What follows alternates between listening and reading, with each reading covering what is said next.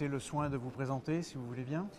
Cardiologue, je travaille à l'Hôtel Dieu à Paris et je suis l'actuel président de la Société française d'hypertension artérielle.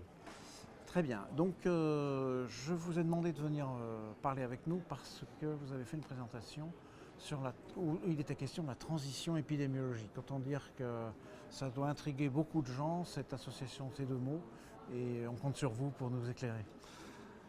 Alors, on parle de transition épidémiologique dans les pays où on va passer d'une structure de mortalité par maladie infectieuse à une structure de mortalité par maladie chronique dégénérative.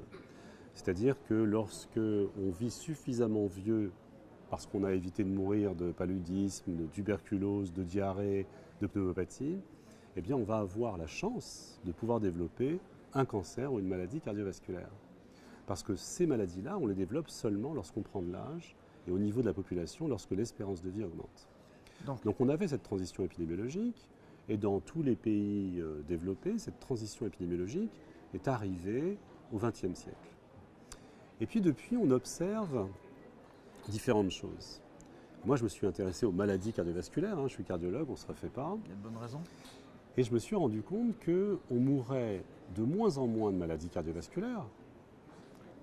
Il y a 20 ans, les maladies cardiovasculaires étaient la première cause de décès en France. Aujourd'hui, c'est la deuxième cause de décès derrière les cancers.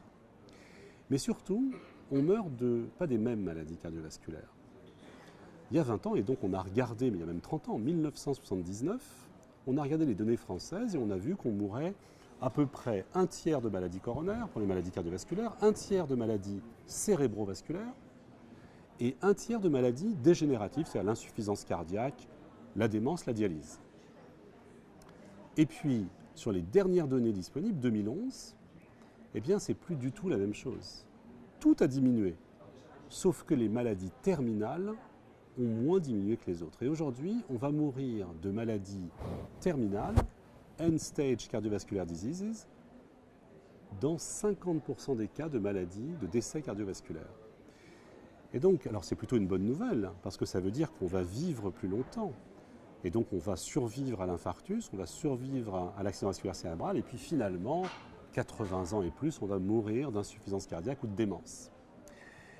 Mais là où ça devient intéressant, c'est qu'il y a un facteur de risque commun pour ces 4 maladies terminales. Encore une fois, démence, insuffisance rénale, fibrillation atriale et insuffisance cardiaque. Le facteur de risque commun, c'est l'hypertension artérielle.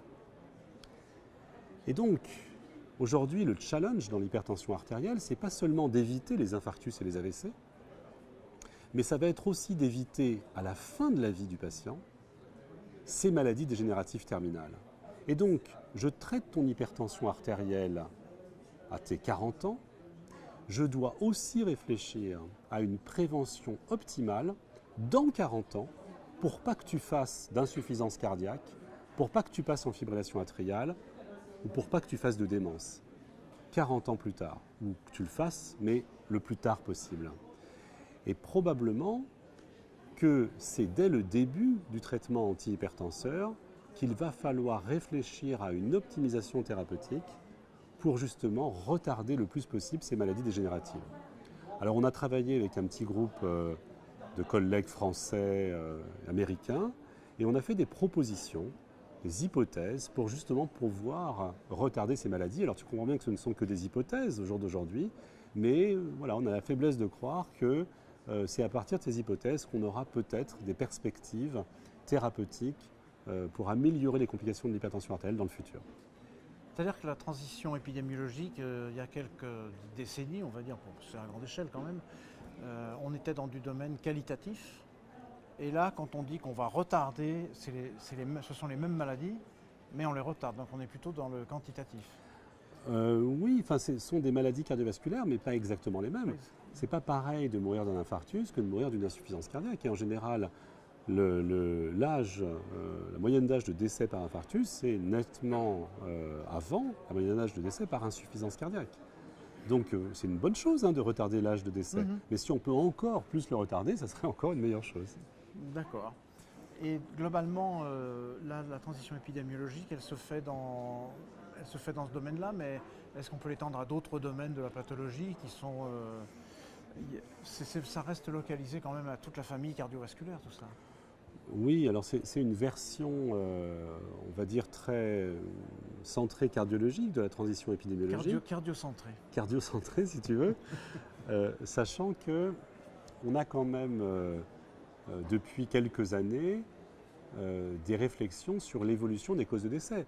Je te rappelle qu'on a eu quand même des grosses craintes ces dernières années sur des décès qui réaugmenteraient par maladie infectieuse.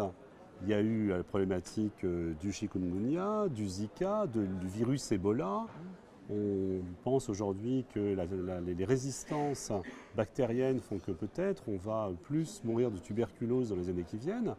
Donc tu vois, il y a des vraies questions. Donc il n'y a pas que du cardiovasculaire. Il n'y a pas que du cardiovasculaire, et puis il y a du métabolique. L'épidémie d'obésité dans beaucoup de pays, certes les pays riches, mais aussi les pays émergents, presque surtout. Fait qu'on peut se dire que dans quelques années, eh bien, on va voir diminuer l'espérance de vie à la naissance parce qu'il y a cette épidémie d'obésité et de diabète en population générale.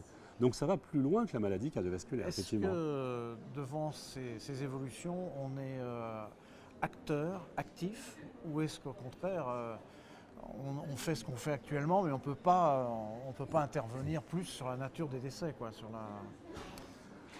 Sur le plan méthodologique, c'est très compliqué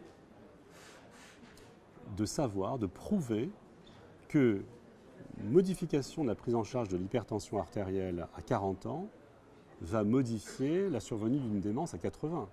Tu comprends bien que pour ça, il faudrait faire des essais thérapeutiques qui vont durer 40 ans. Moi, je n'en connais pas. Donc on est obligé d'avoir des analyses indirectes, de pouvoir utiliser des cohortes avec des suivis prolongés, de pouvoir utiliser des données médico-administratives pour essayer de valider des hypothèses que l'on formerait à partir de la physiologie et de la physiopathologie. Mais je pense qu'il va falloir qu'on modifie nos logiciels, parce qu'encore une fois, on n'aura pas d'essai thérapeutique sur 40 ans, et puis on sait combien coûte un essai thérapeutique. On n'aura pas d'essai thérapeutique sur des choses qui sont extrêmement importantes, auxquelles nous croyons tous, et je suis sûr que tu y crois encore plus que les autres, comme par exemple l'action sur l'alimentation, l'action sur l'activité physique, et ça, clairement, je pense que c'est potentiellement ça qui risque de changer la donne dans les années qui viennent. Donc il faut changer nos modes de pensée, et il faut utiliser d'autres données que les essais thérapeutiques pour essayer d'avancer dans les années qui viennent. Ce que je retiens de ces propos, c'est que vous posez beaucoup de questions. Tu poses beaucoup de questions, parce que je fais ma transition sémantique aussi. Posez beaucoup de questions, mais finalement, ça ouvre beaucoup de perspectives. Et pour l'instant, on est encore on tâtonne, quoi. Oui, je pense qu'on est plus dans l'hypothèse aujourd'hui que dans les faits prouvés, effectivement. Ouais. Mais c'est ça qui nous donne envie de nous lever le matin, c'est les perspectives et le fait de se dire que ça sera mieux demain.